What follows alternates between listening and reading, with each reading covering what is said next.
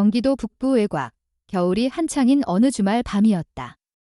고속도로를 따라 드문드문 차들이 지나가던 시간, 낡은 SUV 한 대가 속도를 줄이며 갓길에 멈춰섰다.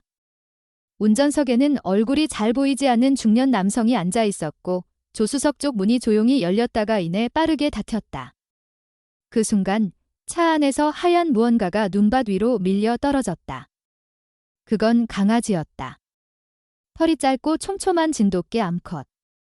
아직 어렸고 어디에서든 눈에 띌 만큼 새하얗고 깨끗한 털을 가진 아이였다. 이 차는 멈추지 않았다. 문이 닫히자마자 다시 속도를 내며 도로를 달려나갔다. 차 뒤에서 빨갛게 깜빡이던 미등은 곧 눈보라 속으로 사라졌다. 그 차가 멀어질수록 갓길에 남겨진 강아지의 세상도 함께 멀어지고 있었다. 이제 더는 돌아갈 수 없는 곳이 되었다. 어떤 흔적도 남기지 않겠다는 듯 SUV의 바퀴는 눈 위에 자국조차 남기지 않았다. 강아지는 처음엔 상황을 이해하지 못했다. 조금 전까지만 해도 따뜻한 차 안에 있었고 익숙한 담배 냄새와 사람 손길 사이에서 몸을 웅크리고 있었다. 그런데 갑자기 바닥이 차가워졌고 공기 속에는 익숙한 냄새가 사라졌다. 대신 낯선 냄새들, 그리고 텅 빈 정적만이 남았다. 그 낯설음 속에서 강아지는 본능적으로 그 차를 따라가려 했다. 하지만 몇 걸음 가지 못해 움직임이 멈췄다. 몸의 절반쯤이 말을 듣지 않았다.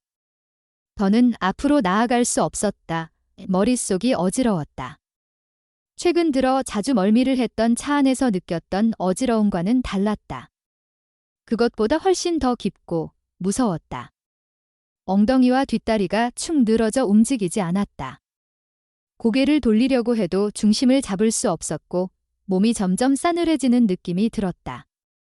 움직일 수 없다는 사실보다 더 끔찍했던 건 아무도 이곳에 없다는 것이었다. 차는 떠났고 그 속에 있던 익숙한 존재들도 함께 사라졌다. 바닥은 미끄러웠고 공기는 매섭게 날카로웠다. 눈발이 흩날리며 얼굴을 스쳤다. 눈이 아닌 것처럼 느껴질 만큼 아팠다. 강아지는 온몸으로 주변의 자극을 견디며 그저 버티고 있었다. 차가운 바닥 위에서 오로지 기억 속에 남아있는 한 가지 냄새에만 의지하며. 그 냄새는 익숙했다. 가죽 시트의 냄새, 오래된 담배 연기의 냄새, 손에서 나는 특유의 비누 냄새. 이제는 사라진 모든 것의 조각들이었다. 강아지는 여전히 자리를 지키고 있었다. 시간이 얼마나 흘렀는지는 알 수 없었다. 하지만 누군가 다시 와줄 거라는 희미한 기대는 완전히 사라지지 않았다. 머릿속 어딘가에서는 아직도 차가 다시 돌아올지도 모른다는 생각이 맴돌았다. 그리고 그 기대는 점점 차가워지는 몸속에서 마지막으로 남은 열기를 잡아두고 있었다. 그렇게 또 몇 시간이 흘렀다. 이 멀리서 조명이 어렴풋이 빛났다. 그것은 트럭이나 대형 차량이 자주 들르는 오래된 주유소의 불빛이었다. 낮은 네온 간판이 깜빡이고 있었고 간간히 차들이 멈췄다 떠나곤 했다. 강아지는 그 빛을 향해 움직이고 싶었다. 그곳이라면 누군가 있을지도 모른다는 생각 때문이었다. 하지만 뒷다리는 여전히 움직이지 않았고 배는 차가운 눈 위에서 축 늘어져 있었다. 앞다리만으로는 갈 수 없었다. 그러나 멈출 수 없었다. 멈추면 정말 모든 것이 끝날 것 같았다. 조금씩, 정말 아주 조금씩 몸을 끌었다. 방향은 주유소 쪽이었다. 눈에 덮인 콘크리트 위를 겨우겨우 지나면서도 냄새를 맡으려 애썼다. 주변은 낯선 기름 냄새와 차 배기가스로 가득했지만 익숙한 냄새를 찾기 위한 노력은 멈추지 않았다. 어떤 흔적이라도 좋으니 익숙한 것이 나타나길 바랐다. 그러나 주변은 철저히 낯설고 차가웠다. 익숙함은 더 이상 존재하지 않았다. 마침내 주유소의 지붕 아래까지 다다랐을 때 그곳은 생각보다 훨씬 더 밝고 차가운 곳이었다. 콘크리트 바닥은 눈이 없는 대신 금속 냉장고에서 나오는 차가운 기운으로 가득했다. 몸에 닿는 모든 것이 기운을 빼앗아갔다. 그 순간 강아지는 다시 한번 멈췄다. 숨을 깊이 쉬려 해도 목구멍이 막히는 느낌이 들었다. 몸은 차가워졌고 눈은 점점 더 무거워졌다. 그러나 포기할 수는 없었다.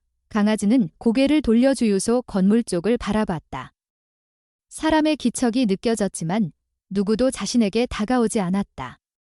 문이 열리고 닫히는 소리, 사람들의 발소리, 어딘가에서 나는 웃음소리까지도 모두 자신과는 아무런 상관이 없는 소리로만 들렸다. 그렇게 모든 것이 멀어지고 있었다. 자신은 그 안에 포함되지 않은 존재라는 걸 아주 천천히 그리고 분명하게 깨닫고 있었다.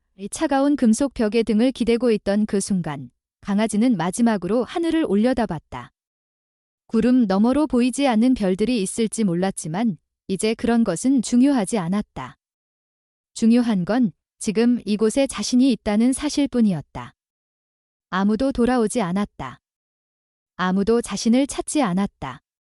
그러니 이제 이 자리에 그대로 사라지는 것 외에는 다른 선택지가 없다고 느껴졌다. 눈은 점점 더 많이 내렸고 바람은 세졌다. 그러나 강아지는 움직이지 않았다. 그저 조용히, 아주 조용히 기다리고 있었다. 누군가 다시 와줄 것이라는 희망은 사라졌지만 그럼에도 불구하고 움직이지 않고 있었다. 몸이 움직이지 않아서가 아니라 마음이 움직일 수 없었기 때문이었다. 그렇게 강아지는 그날 밤 주유소의 한 구석에서 홀로 남겨진 존재가 되었다. 아무도 모르는 이름 없는 강아지, 기억되지 않을 존재.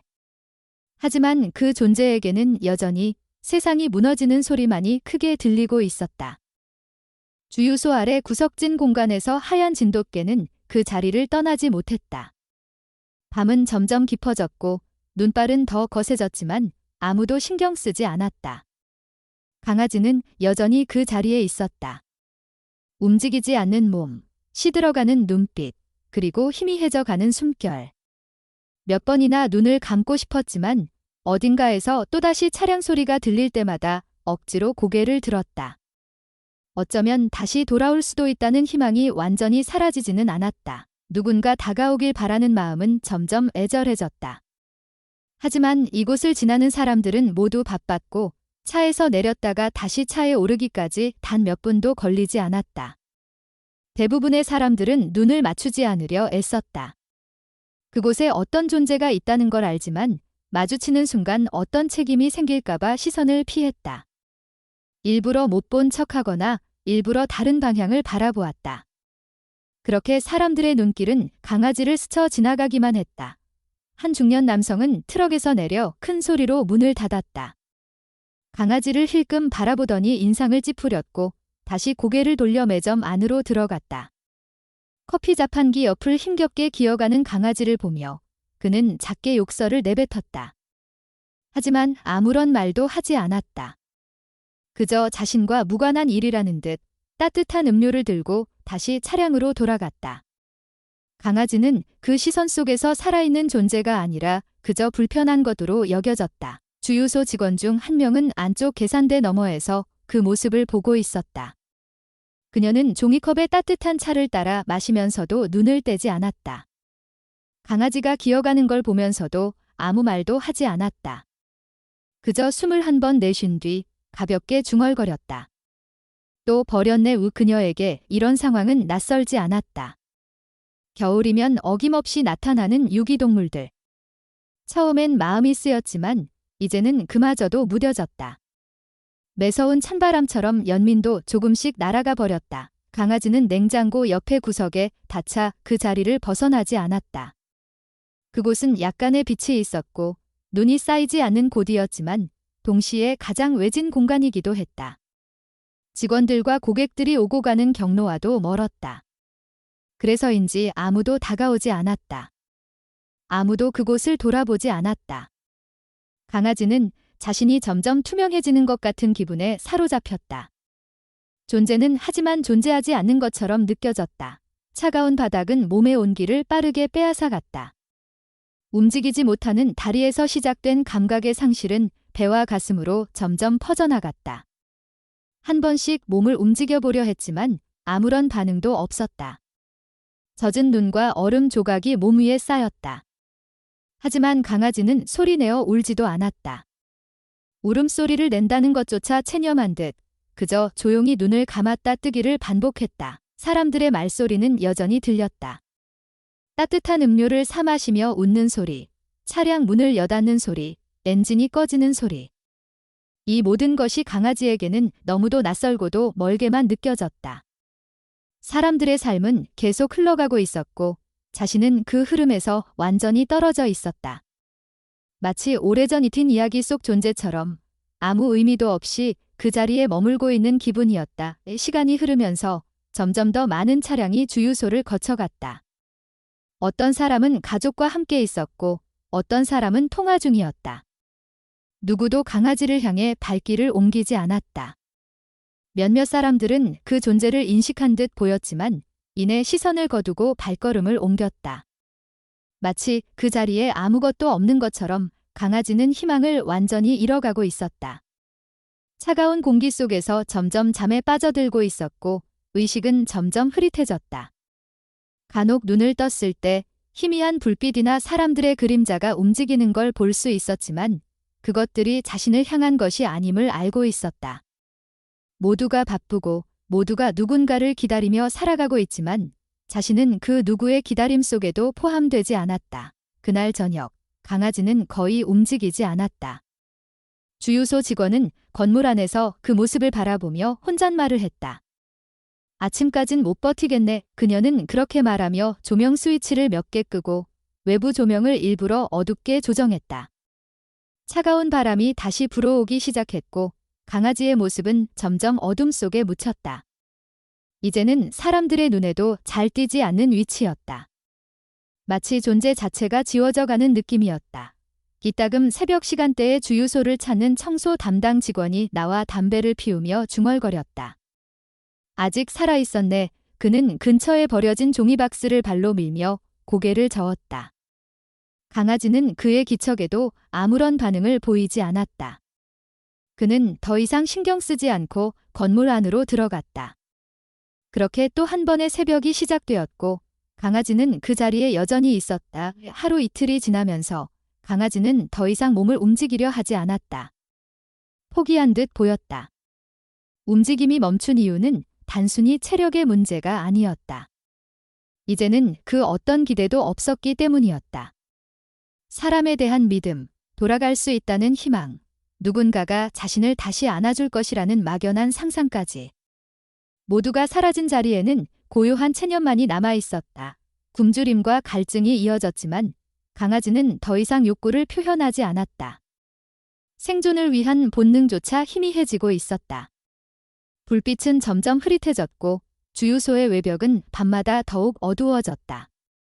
강아지는 점점 그 공간에 녹아들어갔다. 하얀 털은 먼지와 얼음, 피와 진흙으로 얼룩졌고 더 이상 순백의 모습은 남아있지 않았다. 이름도 주인도 돌아갈 집도 없는 채로. 그렇게 강아지는 누군가의 기억에서조차 잊힌 존재가 되어갔다.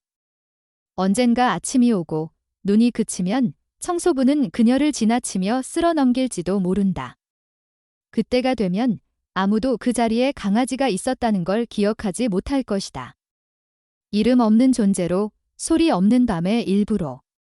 그렇게 하루가 더 지나가고 있었다. 그날 밤 주유소에 차 한 대가 조용히 들어왔다.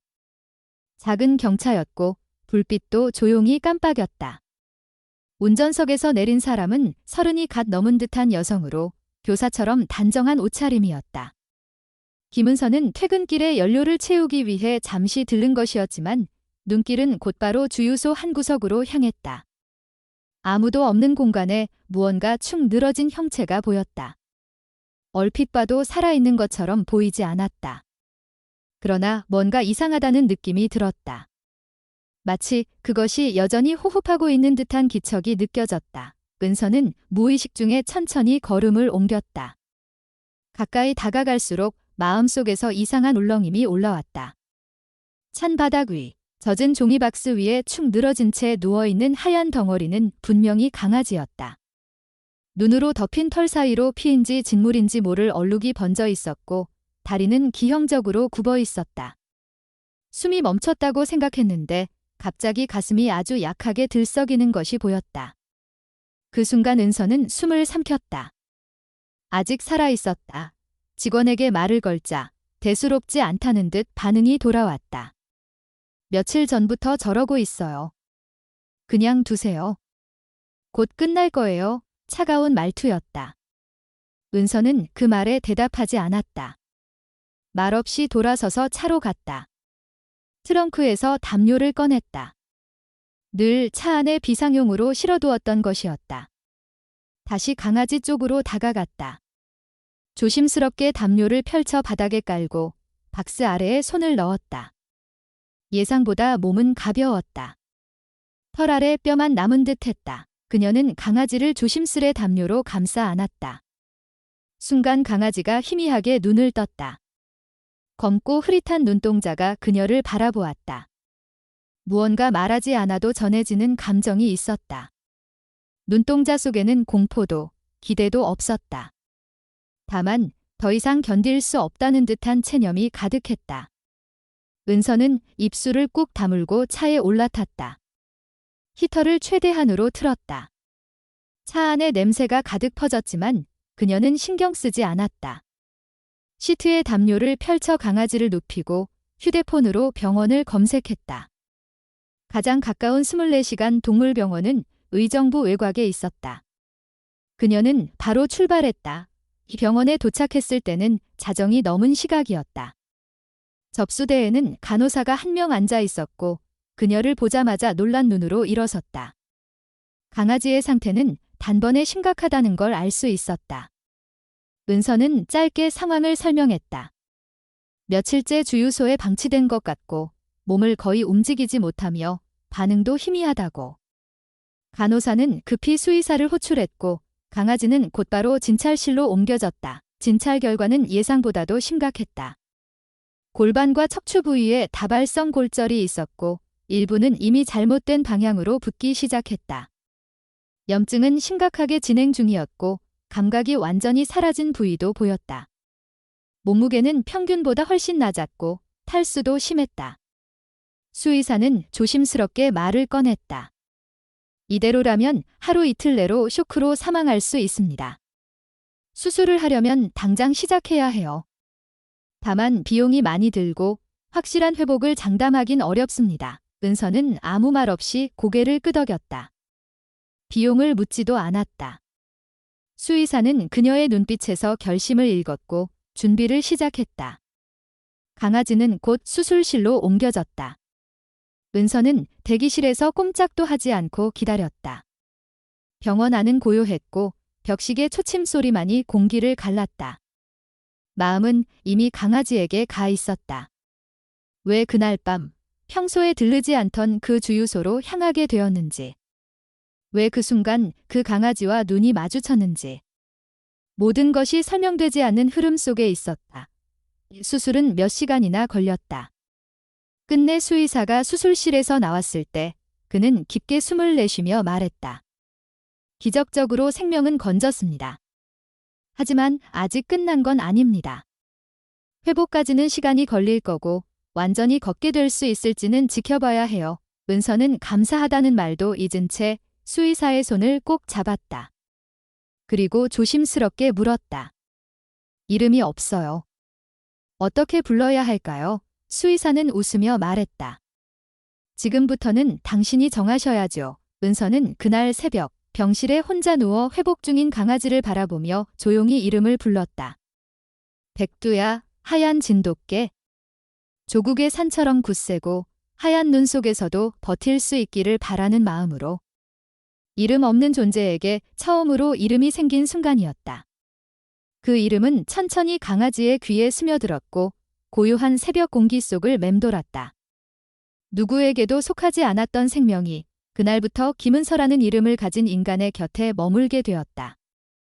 아주 작은 숨결 하나로부터 시작된 새로운 삶이 그렇게 조용히 문을 열고 있었다.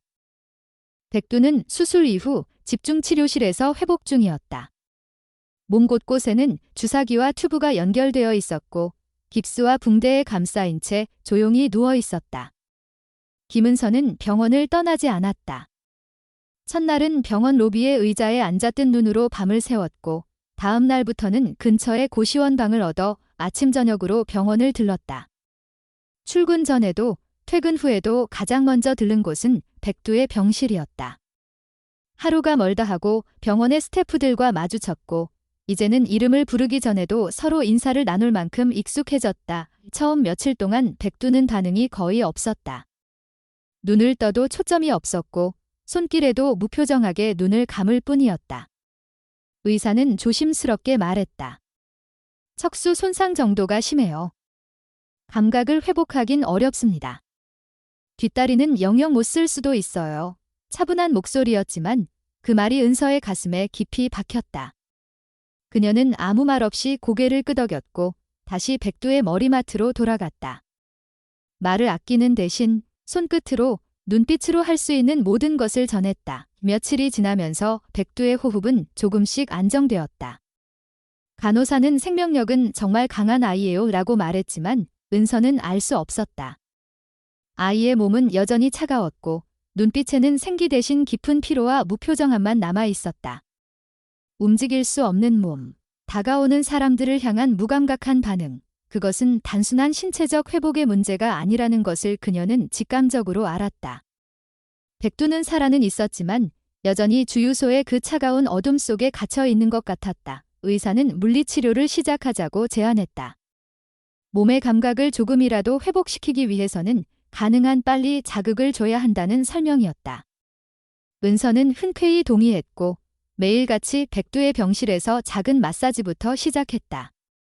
그녀는 인터넷에서 찾아낸 동물 재활 정보들을 메모장에 빼곡히 정리했고 간호사들에게도 계속 질문하며 배우려 했다.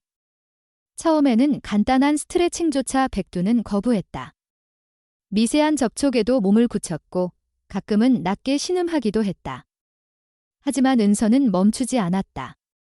그 어떤 반응도 그것이 통증이든 거부든 살아있다는 증거였다. 병원 측은 곧 백두가 일반 입원실로 옮겨질 수 있을 만큼 상태가 안정되었다고 전했다. 김은서는 퇴근 후 병실에 들어가 조용히 백두를 불렀다. 익숙한 목소리를 들은 백두는 천천히 고개를 돌렸다. 그날 밤 은서는 처음으로 백두의 눈에서 초점을 느꼈다. 그것은 짧고 미약했지만 분명 그녀를 인식하는 눈빛이었다. 순간 은서의 가슴이 뭉클해졌다. 그날 이후 그녀는 백두 앞에서 이름을 자주 불렀다. 백두야, 괜찮아. 백두야, 잘하고 있어. 매일 같은 목소리로 같은 말들을 반복했다. 마치 그 말들이 천천히 백두의 귀에 스며들기라도 하길 바라는 마음으로. 그러던 어느 날 새벽녘에 병실에서 잠깐 졸고 있던 은서는 이상한 감각에 눈을 떴다. 볼에 무언가 닿는 느낌이 들었기 때문이었다. 천천히 눈을 뜨자 백두의 눈이 바로 앞에 있었다. 약하게 떨리는 눈동자와 함께 마른 혀가 그녀의 뺨을 천천히 스쳤다. 그건 짧은 순간이었지만 강렬한 인상이었다. 은서는 손으로 뺨을 감싸며 눈시울을 붉혔다. 백두가 처음으로 자신의 존재에 반응한 순간이었다.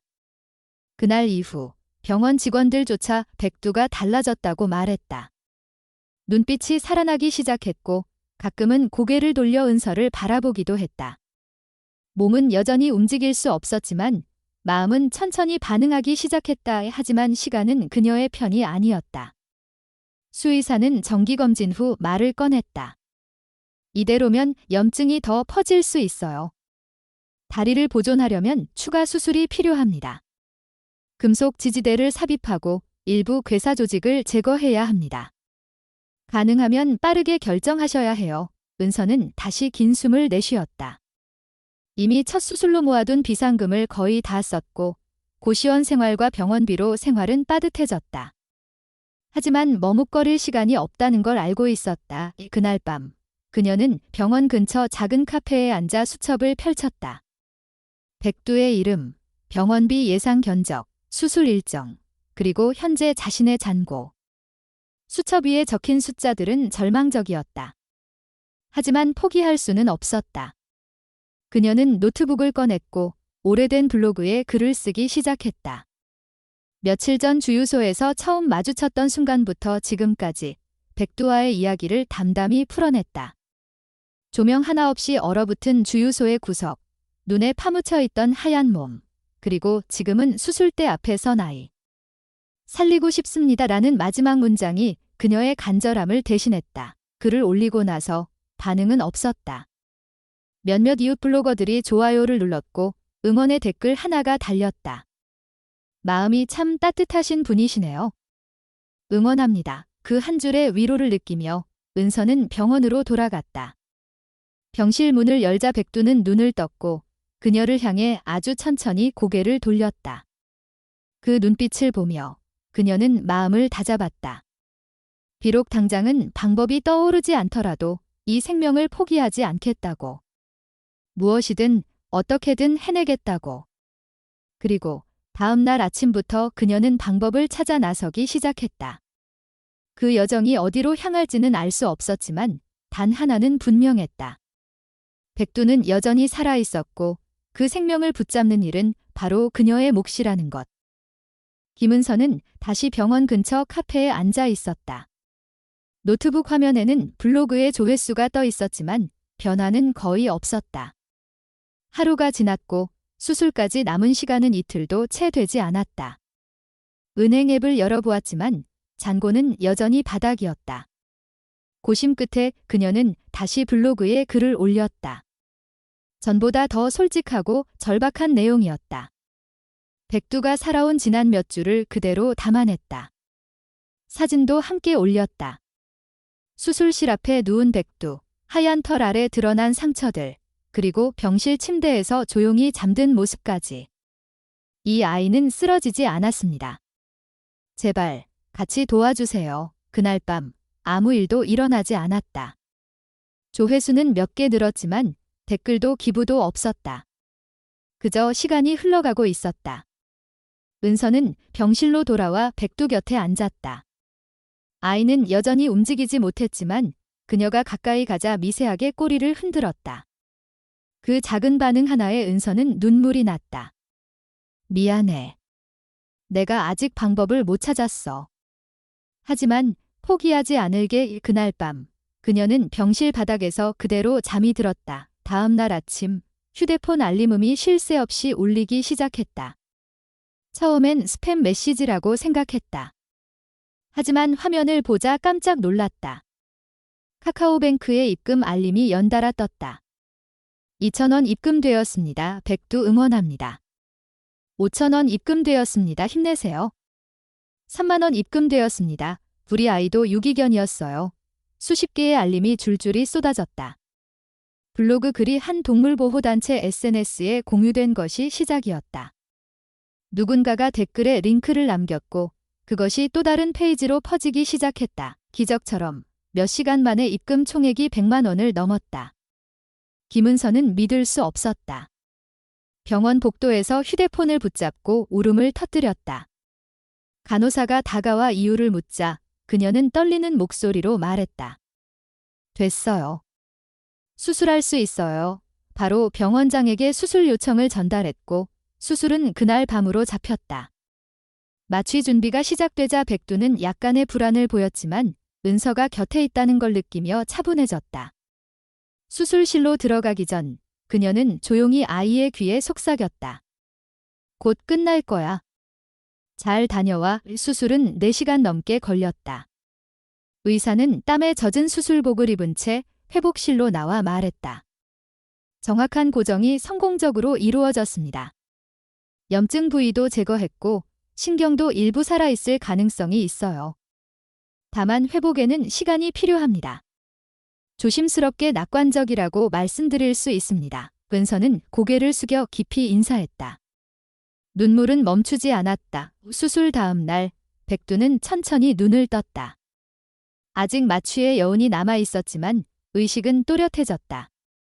은서가 이름을 부르자 아이는 고개를 돌려 그녀를 바라보았다. 그 눈빛 속에는 공포 대신 인식이 있었다. 몇 주 전 주유소에 얼어붙은 눈 속에서 그녀를 처음 바라보던 그 흐릿했던 시선과는 완전히 달랐다. 간호사들은 감탄했다. 이 아이, 정말 강하네요. 백두는 그렇게 두 번째 삶을 시작하고 있었다. 그날 이후 김은서는 거의 병원에 상주하다시피 했다. 회복은 단순한 기다림이 아니었다. 매일 반복되는 약물 치료, 상처 소독, 물리치료. 아이의 상태를 체크하고 반응을 기록하고 사소한 변화에도 민감하게 대응해야 했다. 백두는 약간씩 반응을 보였다. 처음에는 꼬리 끝이 움직였고 며칠 뒤에는 앞다리를 조금 끌기 시작했다. 다리는 여전히 제 기능을 하지 못했지만 그것은 분명한 신호였다. 포기하지 않는 생명, 그리고 그 생명을 붙잡은 사람, 이 소식은 다시 한번 온라인에 퍼졌다. 사람들은 결과를 기다리고 있었고 은서는 조심스럽게 회복 소식을 올렸다. 백두가 꼬리를 흔들었습니다. 오늘은 약간의 근육 반응이 있었습니다. 사람들은 댓글을 남기며 응원했다. 정말 기적이에요. 끝까지 지켜볼게요. 백두야, 넌 혼자가 아니야. 그렇게 누군가의 작은 클릭, 누군가의 작은 정성이 백두를 위한 큰 힘이 되어주고 있었다. 백두는 병원 생활 중에도 은서의 목소리에 가장 큰 반응을 보였다. 간호사가 이름을 불러도 반응이 없던 아이가 그녀가 부르면 눈을 떴고 고개를 돌렸다. 은서는 그런 아이를 보며 다짐했다. 너를 절대 혼자 두지 않을게. 넌 이제 내 가족이야. 그녀는 병원 측과 상의해 퇴원 후 돌봄 계획을 세웠다. 집 내부 구조 변경, 이동보조 도구 구입, 재활치료 스케줄까지. 모든 것이 쉽지 않았지만 이미 각오가 되어 있었다. 퇴원 전날 밤, 은서는 병실에서 백두와 함께 시간을 보냈다. 조용한 공간에서 아이는 그녀의 무릎에 머리를 얹고 잠들었다. 은서는 손을 뻗어 아이의 등에 손을 얹었다. 체온이 전해졌다. 이젠 생명만이 아니라 신뢰가, 유대가 그들 사이를 잇고 있었다.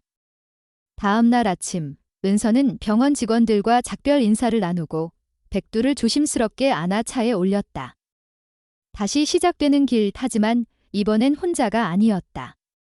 조용히 출발하는 차 안에서 백두는 고개를 들어 은서를 바라보았다.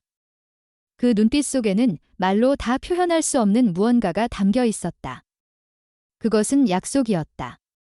살아남겠다는, 다시 걷겠다는, 그리고 함께 하겠다는.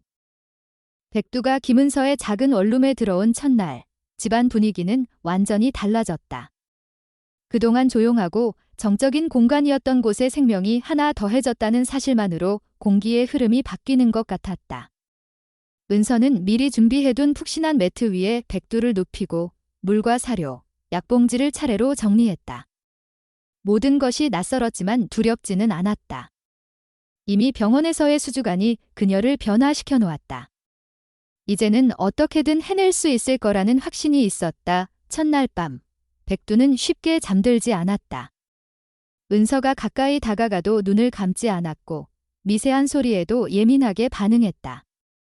몸을 웅크릴 수 없으니 계속 같은 자세로 누워 있었고 그 자세마저도 불편해 보였다. 은서는 거리를 두고 조용히 앉아 있었다. 다가가지 않았고 억지로 안심시키려 하지도 않았다. 그저 같은 공간에서 숨을 맞추며 기다렸다. 시간이 지나고 백두가 조금씩 눈꺼풀을 내리기 시작했다. 완전히 잠들기까지는 한참이 걸렸지만 그 밤은 그 자체로 의미 있었다. 다음 날부터 은서의 일상은 철저히 백두 중심으로 움직였다. 출근 전에는 간단한 마사지를 하고 약을 챙겨 먹였으며 물리치료 일정을 병행하기 위해 병원에서 대여한 재활 도구들을 하나씩 꺼내 사용했다. 출근 후에는 강아지 모니터링 앱을 통해 집안 상황을 확인했고 퇴근 후에는 곧장 집으로 향했다. 다른 모든 일정은 뒤로 미뤄졌다. 친구들의 연락도 자연스레 줄어들었고 주말마다 다니던 스터디도 그만두었다. 하지만 외로움은 느껴지지 않았다. 오히려 처음으로 자신이 누군가를 진심으로 책임지고 있다는 사실이 은서에게 버틸 힘을 주었다. 처음 몇 주 동안 백두는 거의 움직이지 않았다. 앞다리로 상체를 간신히 지탱할 수 있었지만 뒷다리는 무감각했다. 은서는 하루에도 몇 번씩 그 다리를 잡고 천천히 굽혔다 폈다. 백두는 반응을 보이지 않았다. 때로는 미세하게 눈을 찡그렸고 때로는 낮게 숨을 내뱉었다. 하지만 울지도 짖지도 않았다. 그 무언의 체념이 은서를 더 아프게 만들었다. 그녀는 백두를 꼭 안고 조용히 말했다. 괜찮아. 안 움직여도 괜찮아. 우리는 시간이 많아 밤이 되면 은서는 백두 옆에 이불을 깔고 누웠다. 몸이 편하진 않았지만 마음은 안정됐다. 백두는 처음에는 눈을 감지 않았고 밤새 고개를 들고 있었다. 사람 옆에서 자는 것이 익숙하지 않은 듯 경계하는 기색이 역력했다. 은서는 말하지 않았다. 그저 매일 밤 같은 자리에 누워 있었고 조용히 호흡을 맞췄다. 며칠이 지난 후 백두는 처음으로 턱을 바닥에 붙이고 몸을 이완시켰다. 깊은 잠은 아니었지만 조금씩 마음의 문을 여는 신호였다. 주중에는 작은 진전이 있었다. 백두가 앞다리로 상체를 조금 더 들어올릴 수 있었고 사료를 스스로 먹는 시간이 늘어났다. 은서는 그 작은 변화 하나하나를 기록했다. 언제 어떤 자세를 시도했고 어떤 자극에 반응했는지, 통증이 있는지 없는지. 그녀는 마치 백두의 간호일지를 쓰는 것처럼 매일 글을 남겼다. 블로그에도 짧은 소식을 올렸다. 응원하던 사람들은 여전히 글을 보고 있었고 댓글로 격려를 아끼지 않았다. 그러던 어느 날 밤, 은서는 주방에서 저녁을 준비하던 중 이상한 소리를 들었다. 거실에서 뭔가 긁는 듯한 소리였다. 깜짝 놀라 돌아보자 백두가 앞다리로 바닥을 밀며 몸을 이동시키고 있었다. 느리고 비틀거렸지만 분명한 의지가 느껴졌다. 은서는 입을 틀어막고 눈물을 흘렸다. 그날 밤 그녀는 처음으로 백두를 품에 안고 잠이 들었다. 아이는 조용히 숨을 내쉬며 그녀의 손에 얼굴을 부비었다. 이제는 서로에게 조금씩 기대는 방법을 배우고 있었다. 하지만 기쁨은 오래가지 않았다. 며칠 뒤 백두의 수술 부위가 붓기 시작했고 고열이 났다. 은서는 급히 병원에 데려갔고 염증 재발이라는 진단을 받았다. 항생제를 다시 맞고 추가 소독이 필요하다는 말에 마음이 무거워졌다. 다시 시작된 병원 생활, 다시 줄어든 활동성. 백두는 또다시 눈빛을 흐리게 만들었고 은서는 그런 백두를 보며 자책했다. 내가 뭘 잘못했을까? 혹시 너무 무리시켰을까? 병원 대기실에서 그녀는 조용히 울었다. 다음 날 새벽, 은서는 욕실에서 조용히 울고 있었다. 물소리에 묻혀 목소리를 들키지 않으려 했지만 거실 문 틈 사이로 백두의 코끝이 비집고 들어왔다. 아이는 몸을 일으키지 못한 채 앞다리로 몸을 밀며 욕실 문 앞까지 다가와 있었다. 그 모습에 은서는 무릎을 꿇었다. 아이는 울지 않았다. 단지 그 자리에 있었을 뿐이었다. 그 존재만으로도 은서는 다시 마음을 다잡았다. 집으로 돌아온 후 은서는 더 조심스레 백두를 돌보기 시작했다. 급한 욕심을 내지 않았고 작지만 꾸준한 운동에 집중했다. 하루에 5번, 정해진 시간마다 짧은 마사지와 관절 운동. 강도는 줄였고 반응을 유심히 살폈다. 무엇보다 중요한 건 백두가 자신을 믿고 있다는 것이었다. 다시는 그 신뢰를 저버리지 않겠다는 각오로 그녀는 하루하루를 버텨갔다. 재활은 느렸지만 확실했다. 꼬리의 움직임이 분명해졌고 몸의 균형을 잡으려는 시도도 늘어났다. 백두는 이제 사람의 손을 두려워하지 않았다.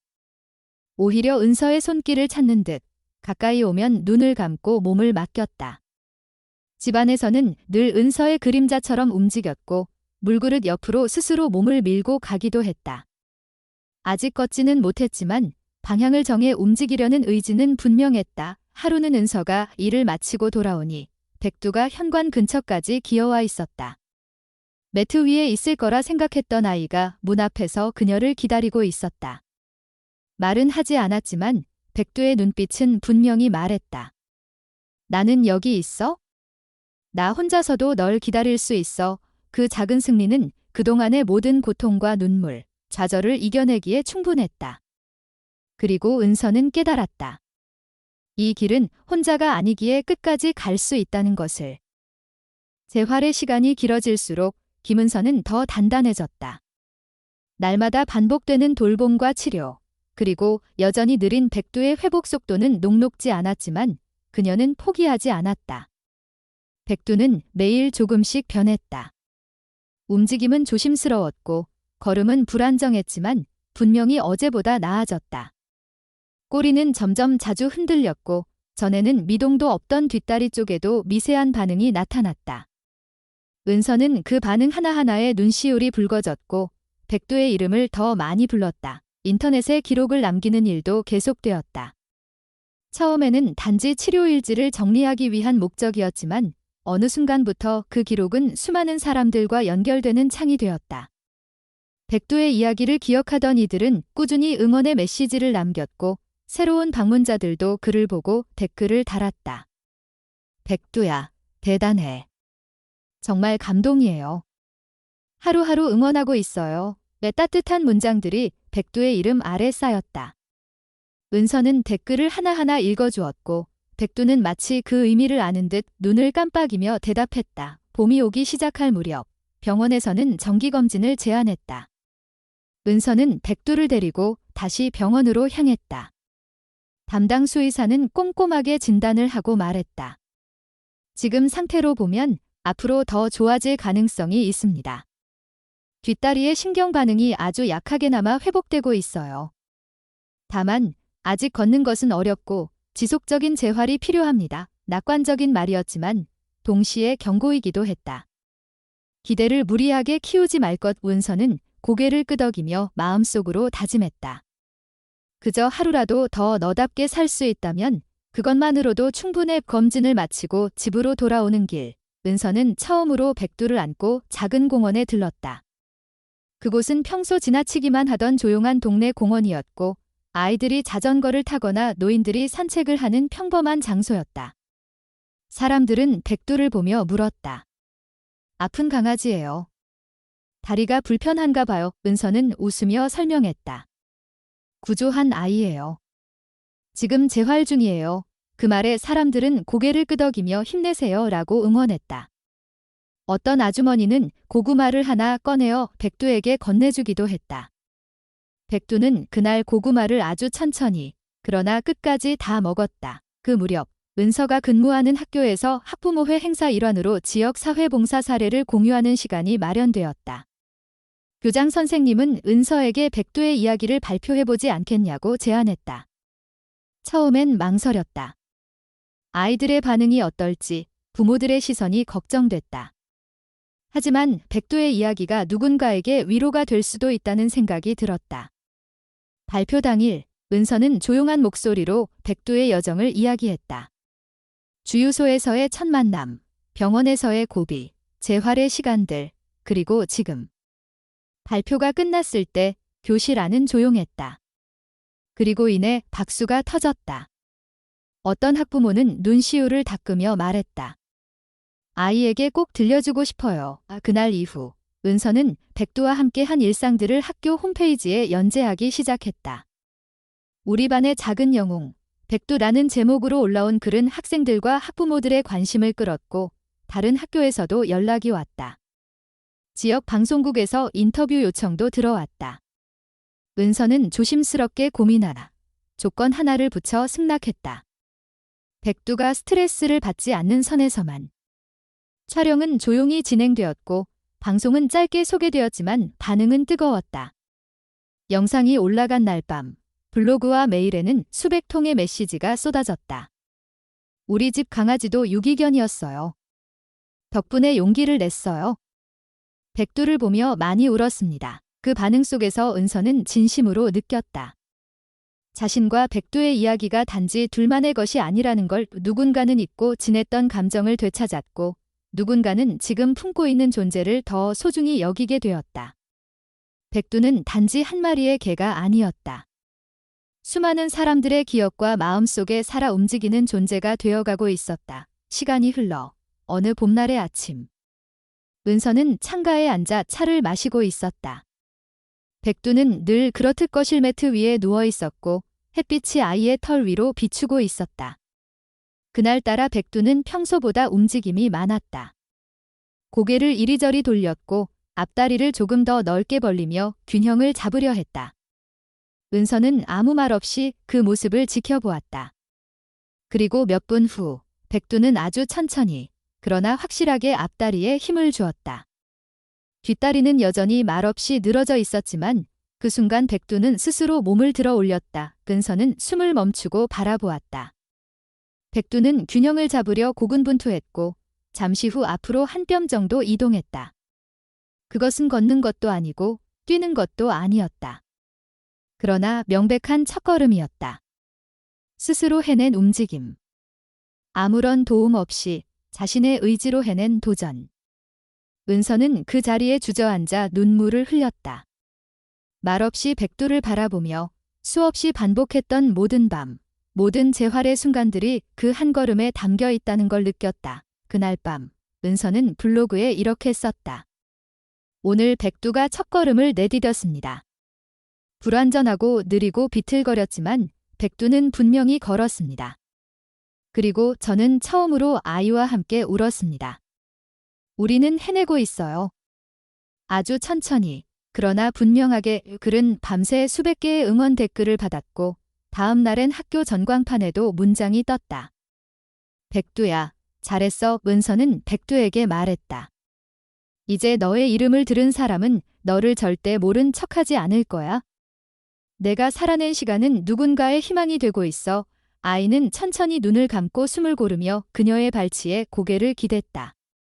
고요하고 따뜻한 순간이었다. 그리고 그 순간은 그들이 함께 만들어낸 가장 큰 기적 중 하나였다. 어느 봄날, 백두는 김은서와 함께 처음으로 공원까지 걸어갔다. 짧고 느린 걸음이었지만 분명히 스스로 내딛는 발걸음이었다. 왼쪽 뒷다리는 여전히 무겁고 불안정했지만 앞다리와 오른쪽 다리로 균형을 잡으며 천천히 움직였다. 공원에 도착했을 때 은서는 백두의 리드줄을 풀어주었다. 잠시 멈춰 서 있던 백두는 고개를 들고 주위를 살핀 뒤 잔디 위로 걸어가기 시작했다. 구불구불한 걸음이었지만 그 안에는 망설임이 없었다. 공원에는 사람들이 많지 않았다. 몇몇 아이들이 멀리서 백두를 보고 손을 흔들었고 은서는 미소 지으며 가볍게 고개를 숙였다. 백두는 낯선 시선에 잠시 멈추기도 했지만 곧 다시 움직였다. 그녀는 백두의 등을 조용히 바라보았다. 병원에서 들었던 수많은 진단과 경고들이 스쳐갔다.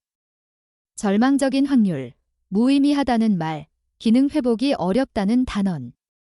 하지만 지금 이 순간, 백두는 분명히 걷고 있었다. 비틀거리지만 포기하지 않았고, 느리지만 확실하게 전진하고 있었다. 그날 저녁, 은서는 소파에 앉아 백두의 머리를 쓰다듬었다. 백두는 피곤한 듯 숨을 고르며 은서의 무릎에 머리를 기댔다.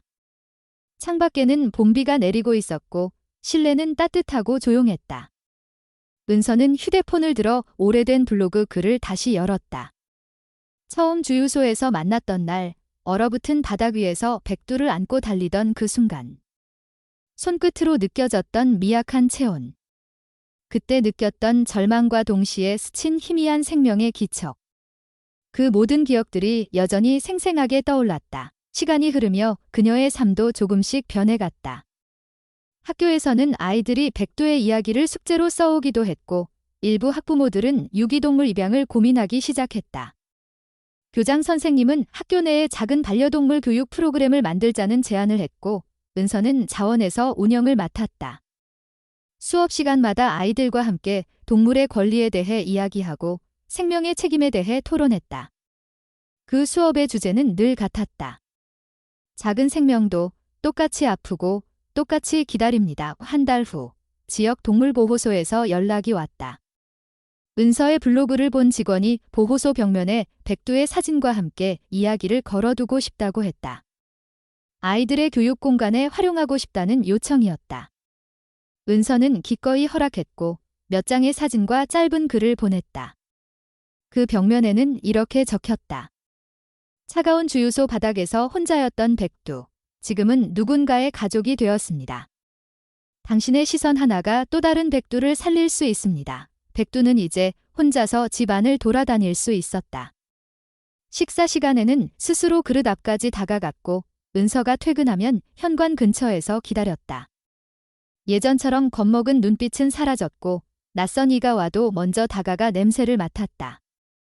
비록 날씨가 흐리거나 기압이 낮은 날에는 몸을 조금 더 웅크리긴 했지만 그런 날엔 은서가 옆에 누워 함께 시간을 보냈다. 말없이 손을 얹고 등을 토닥이며 백두가 평온하게 잠들 때까지 기다렸다. 어느 날 저녁, 은서는 책상 앞에 앉아 오래된 메모장을 펼쳤다. 구조 당시 작성했던 기록들, 병원 일정, 재활 계획, 수술비 정산표, 모두가 떼곡히 적혀 있었다. 그 옆에 새로 적은 메모 한 줄이 눈에 띄었다.